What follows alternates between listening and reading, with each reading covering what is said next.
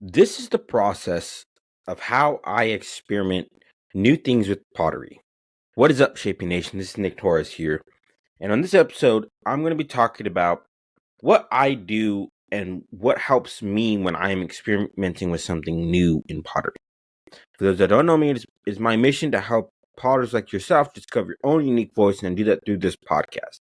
So, part of finding your own unique voice with your pottery is the ability to experiment new things with pottery. Maybe you have an idea, maybe sometimes an idea flows in your head and you think, "Oh, that'd be such a great idea." You probably ask yourself the question, "How do I actually make that idea come to life? What what happens? Well, how do I make that idea come to life?" So this is what I do. So the first thing that normally happens is that I normally get an idea. It could be an idea from really like the smallest thing to the most extravagant thing. And I normally get an idea, and then once I get that idea, I kind of start just pondering what that would look like in my mind.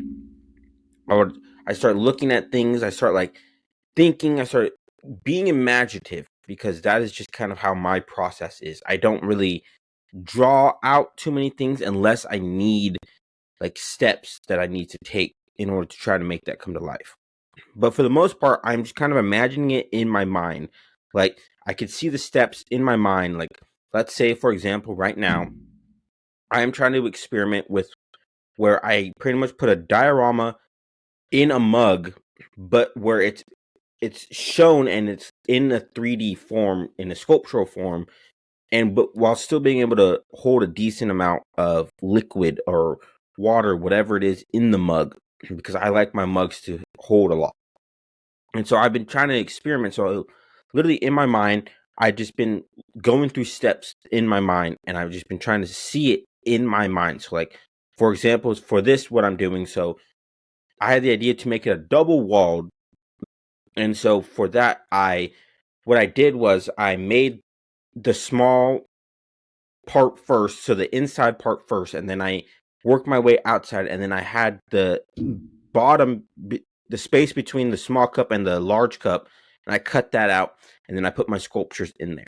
And that was going through my mind for a long time.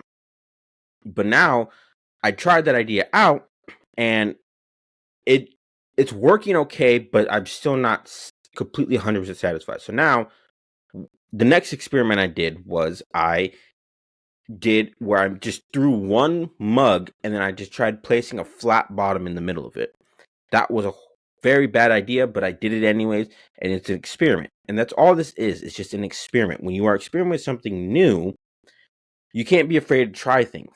And that is what I try to implement into my own pottery, is that if I have an idea, I'm going to try it out. And then I have to notice if it's going to work or not. So first I start by imagining it.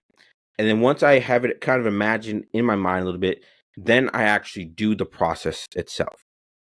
And if I'm still having trouble with like coming up with like the steps I need to do to make that idea come to life, then I'll draw it out onto paper. It doesn't have to be a good drawing.